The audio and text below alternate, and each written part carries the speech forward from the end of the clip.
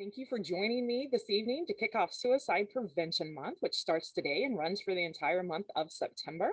My name is Menendez. I'm with School Behavioral Health, and our discussion will be with Jeff Yalden, who is an advocate, an author, and a motivational mental health speaker. He also serves as part of the leadership team with his organization Here Tomorrow. Welcome, Jeff. Thank you very much. Ellen, I was just thinking of something. Yeah. It's come full circle. 30 years ago, 1990, I'm stationed at NAS Cecil Field, the Marine Corps base. I started my teen mental health and suicide prevention when I was there in Jacksonville, and now I live back in Jacksonville. I'm honored to be here with all of you guys, so I'm ready to go. Thank you, everyone, for joining us. Well, thanks for being here. I'm so glad you come back to Jacksonville. Glad to have you. I say let's just get started on this really important conversation that I know some people are here and want to learn something about. I have heard the term mental health. I know we use it all the time on a regular basis, but what does that exactly mean, Jeff? Mental health is one's, it's like their psychological and emotional well-being. Actually, when I was getting ready for this, I wrote a book, Teen Suicide. It's #1 in school safety and school psychology. And the first page I opened up to is it is a medical problem, just like heart disease or diabetes. And the one thing that really stresses me is the stigma about it. 5 out of 5 people have physical health, but 5 out of 5 people also live with mental health. And I don't want to self-promote as much as if anyone's interested in a copy of my book, I want to make it free to anybody. We'll talk about that later. But mental health conditions is changes in thinking, emotion, or behavior, or a combination of all this. So it's okay to not be okay. And it's also okay that when you're not feeling well, okay, so what are you going to do about it? Go talk to somebody. So mental health, and I think mental health today is different than it's ever been, especially for young people. It's stress, it's being overwhelmed, it's anxiety. So I say if there are red flags that you're feeling or someone is seeing, that needs to be talked about.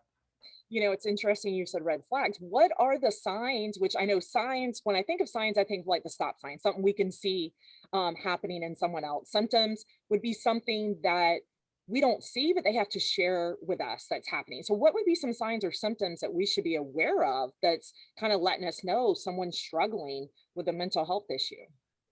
Great question. And again, I think growing up today is harder than it's ever been. I think parenting and teaching is harder than it's ever been. Some of the signs that you can look for, and again, go back to those red flags. I don't want to get into all the science and think that you got to start writing notes, but if you see your son or daughter behaving differently or their attitude has changed, if they start talking or writing about something dark, maybe suicide or death, if they start giving away possessions, if self-harm, and self-harm is not just cutting, self-harm is reckless behavior, self-harm is self-medicating, it could be pulling your hair, punching yourself, self-harm could be isolating yourself. I think self-harm is e-cigarettes, vaping. So if you see someone giving away personal possessions or doing things that is risky behavior, again, I think those are things that you can look at and say, I wonder if I need to have a conversation. And absolutely, if in doubt, because for young people today, if they don't learn to speak it out, they will act it out. And if they're not speaking it out, they don't know how to talk about it. You'll notice certain behaviors that you're going to question. And if you're questioning it, those are red flags. Let's address it right away. Yeah, and I would say, definitely if we're seeing those changes in behavior. So if we see someone that's typically very outgoing and exuberant, and then all of a sudden they're very shy or pulled away, isolating, we're seeing those changes, and that's really what we need to be focusing in on those changes with that. When you said have a conversation, what is it, what exactly, how does someone sit down and have a conversation about this? It's not an easy topic. It's not an easy topic, but it's also not something that we need to shy away from. Remember this, thoughts are thoughts. Like an arm is an arm, a leg is a leg. Thoughts are what they are. They're just thoughts. but feelings. And mostly men struggle with talking about their feelings because, we're supposed to be macho. Here's what I like. Think about oftentimes we might say to somebody we know, "Hey, how are you?" And a typical response is, "I'm fine." Well, what does that mean? It means I'm fine, leave me alone. I don't want to talk about it. Here's a question that I love. I often ask this: "Hey, how is your heart?" And the reason why I like that, because it says two things. And for anybody that's listening, remember, you have to answer two questions every day. Can I trust you? And do you care about me? And when somebody knows that they can trust you, that you're willing to be respectful and non-judgmental and listen compassionately, they feel more at ease and comfortable that they can talk to you without you trying to fix it. So create that platform where it's a conversation, not with one more authoritative than the other, or one has, the doctor therapist to the individual, but it's person to person. It's real people talking about real life things. So it's just really sitting down and having that conversation and letting someone know that you're available, you're open to them. There's no judgment in your conversation or what they share with you in any way, shape, or form. And you're just really here to listen to them and not fix their problem or fix what's going on, but just kind of support them and then connect them with the appropriate resources if they need that. Is that correct? Ellen, you couldn't have said it better. So I'm here at Here Tomorrow. We're a mental health collaborative in Neptune Beach, serving all Duval County, and we partner with United Way 211. And I want to share with you, we get all these crisis, distress phone calls every single day. And within 5 minutes, we de escalate, we compassionately listen and support the individual. And so look at it on a scale of like 1 to 10. If that stress level is any higher than a 7 or 8 or 9, you're not thinking clearly. You're in distress, or you're being really challenged, or maybe crisis mode. Breathe. And when we get these people that are calling with a gun in their hand, ready to end their life, Mhm. my first reaction is not to call the police and do a welfare check or Baker Act them. The first thing I want to do is I want to connect with them, my heart to theirs. I want them to know they can trust me or my team. We care about their situation. Within 5 minutes, we have them getting off the phone. Obviously, we provide the resources. We have them getting off the phone where they were at a 10 or a 12 out of 10, and they're at like a 4 or 5, and we're following up with them immediately. So I think really what's important is de-escalate and put time between thought and action.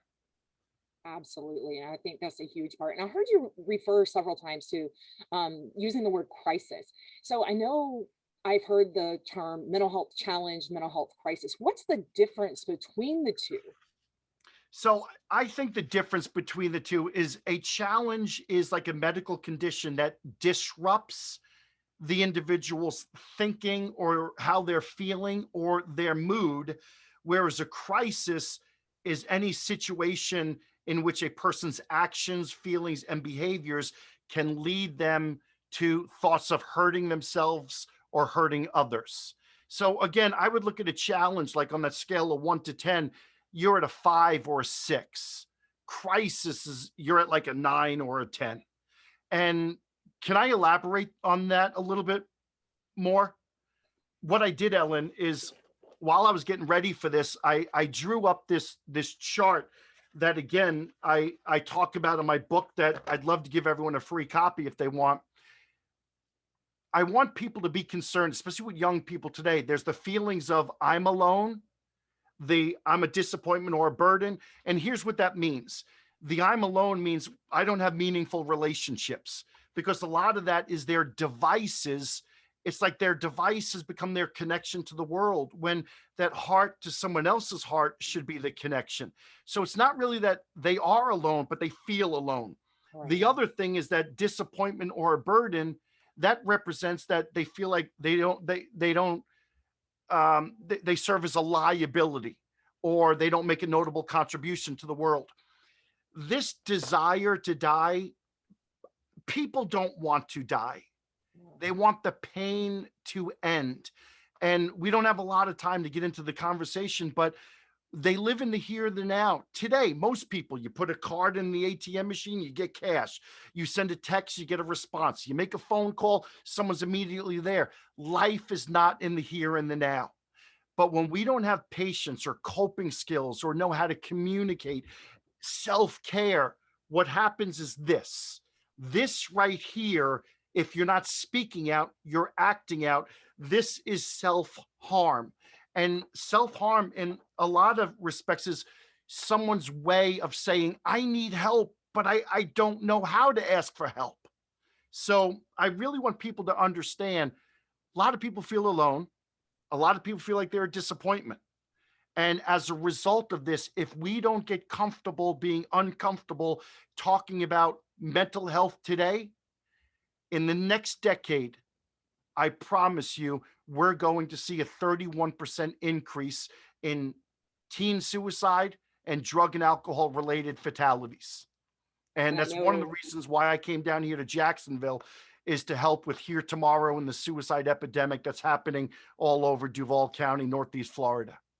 yeah, and I know we're working hard with that. And the American Foundation for Suicide Prevention, they have a very strong goal to reduce suicide loss by 20% by the year 2025. And they're working diligently to do that. And I think all of us being on the same page and working on that, having these conversations and engaging can really make a difference in the lives of everyone. And like you were saying, people feel alone or feel like they're a burden in some way. And, as many times as we can say that to someone, we love you, we care about you. Sometimes it takes that outsider, that connection with a counselor, with a therapist, with someone else to really help them see a different viewpoint, Right. because just hearing it from someone that, your friend or your family member, you kind of sometimes think, oh, they're my parent, or, or they're my friend, and they really need to have a place to talk it out. So where would someone go to get these resources? Ellen, I want to say two things. Number one, I've been working with school communities for 30 years. And when I met with you 2 weeks ago and I heard about everything Duval County schools are doing, remember, I walked away saying, wow, Duval County schools is an example of what schools all over the country would love to be doing. So Thank you. I want to applaud you.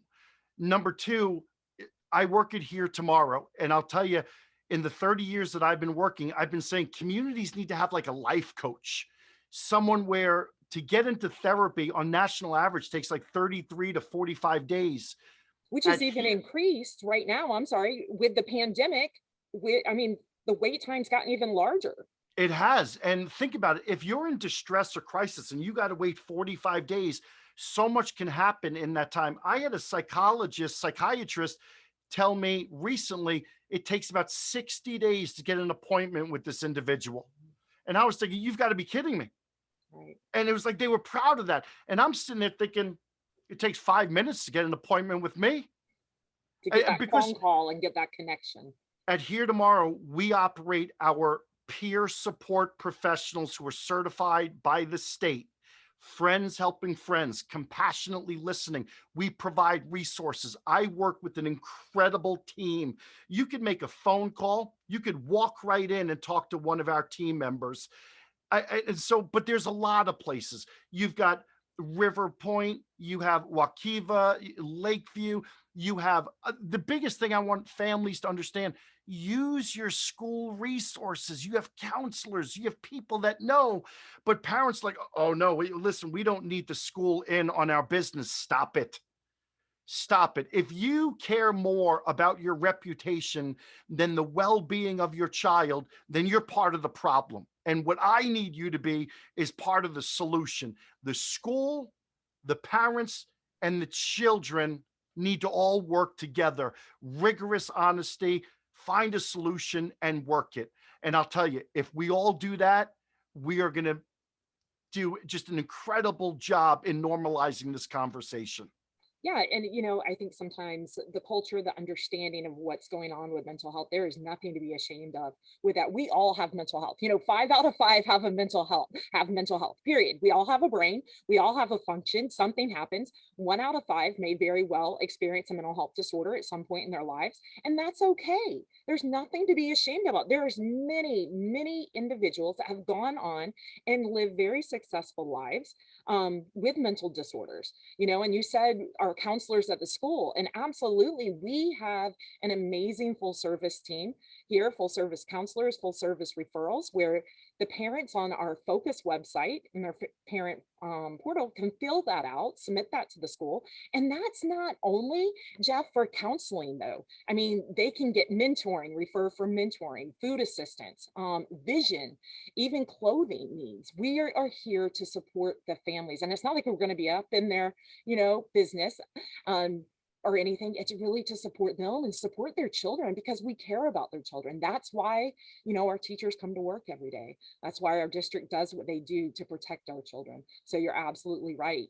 Check out what we have with our full service referrals. And also, if the teachers are concerned, or if there's maybe a staff member that's concerned or needing some changes in some youth, they can fill out that full service referral form as well. Yeah, and for parents out there, please, teachers as well, and young people that are helping their friends, take all signs seriously. I've been doing this for 30 years, Yeah. and I can tell you, I don't want anyone to ever have to go through some of the things that I've had to go through or things that I've heard or seen. We can't help you if we don't know that you need help. And for those of you that are listening from Duval County, you have an incredible school system that, like every school system, we are really trying to bring mental health support into our schools because we understand how Absolutely. important it is for our kids. So don't ever be afraid to reach out. You can reach out to me at heretomorrow.org. And I'll tell you what, we follow up with you and build that relationship over the course of a year. We follow up on day 1, 3, 7, 30, 60, 90, 180, 360. But you can call us anytime. And I've got Hall of Fame professionals in their respective sport to those that are in rehab treatment centers, the whole gamut. Our peer team is working with people just like you and I. And Yeah. I have a lot of families with their kids coming in on a daily basis. So please take this seriously. And, Ellen, I also, earlier you were talking about mental health is I live with mental illness, and it was the greatest thing that I ever found when I was diagnosed, because I am, as a result of my diagnosis and doing the work and taking this seriously, I'm the happiest, most present person that I've ever been. I'm more successful today than I've ever been. Yeah, probably. I mean, I'm just speculating here, but I'm thinking you know what's going on, you understand it, and you found a way to treat it or to handle it day in, day out. That makes a world of a difference. And it does. And I'll tell you, I think therapy is important. I think medication, and I don't want to get into, like, I don't like diagnosing our kids. Let's treat the Right. Yeah. symptoms. But there's a combination when you start seeking help, whether it's us at Here Tomorrow or anybody else. You have therapy, you have doctors. I do yoga. I'm a certified yoga teacher. But I'll tell you what I have really learned: self care is not selfish. You can't pour from an empty pitcher. If you want to take care of others, you got to take care of yourself first. So when you have that stress and that anxiety, scale 1 to 10, you need to take more of a time out to take care of you so that you can be a better wife, a better husband, a better mom, a better dad, a better teacher, a better friend. Self care is so important. Absolutely. And self-care looks different for everybody. I mean, you said yoga. I've always wanted to try yoga, but I've never done it. But that may not be the thing for me. I maybe something else. I know I was speaking with a friend and they're like, you've been through some really stressful times lately, but you seem like you have it together. And I said, you know what? I seriously think between, like you said, managing my mental health and taking care of myself, doing my, hour of exercise every day really allowed me to manage my stress. Yeah. And listen, I talk about meditation, I talk about breathing. Meditation is not necessarily you need to sit down and Right. so hum. Total Medi- misconception. right. Meditation could be, I'm just going to go for a walk on the beach. Meditation or yoga namaste could be cooking, but it's where you can be present.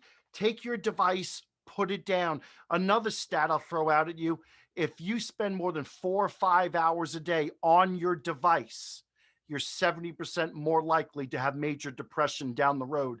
And it's that dopamine that says, I want more, I want more, I want more. So, less device, more being present in the moment. Slow down a little bit. Life is not a rush, but self care, walking, exercise, playing with the dog. My vulnerability has become my strength. I love this conversation because I'm a man. I've got tattoos. In 2015, I was the toughest Harley Davidson motorcycle rider in the country. They wrote me up in a magazine, but yet I love this conversation talking about mental health, and especially with men. Why? Because men don't talk about their feelings, but it's okay to talk about your feelings. It's absolutely okay. Talk about them, share them, be vulnerable. It really opens the door to so many things. And there's so many resources out there that are available. We do have our community resource list available on our DCPS website. So if you went to duvalschools.org /SBH for school behavioral health, there you go. Jeff has it right there. It's back in front and it lists not only local resources, but also national resources. So we have plenty of connections, whatever the case may be. We'd love to connect you with that. Like I said, our full service. And if you're not comfortable going to your school counselor or making your first full service referral, talk to your pediatrician, your primary care physician. Just, talk to them and they will help guide you and decide what the next best step is for you and your child. So really, Jeff, is there anything else you want to say as we get ready to conclude tonight's awesome videos? Ellen, I'm going to leave you in the audience with this. There's three things when I come to schools and speak to parents, teachers, and kids. Three things I always say that our kids need. Number one, sleep. I think young people need 8 hours of uninterrupted sleep a night. And if you're ugly, you need more. Now, I'm Some of not us saying older people need 8 hours too. I don't disagree with that, but I want to make sure that you know that I'm not saying your kid's ugly, but if they wake up with not enough sleep, it's like, mom, like shut up forever. Ugly attitude, you need more sleep. Number Yeah. two, nutrition. More water, less soda, more protein, less processed foods and sugar. And number three, put the devices down and get more involved because self-esteem, life skills, very important.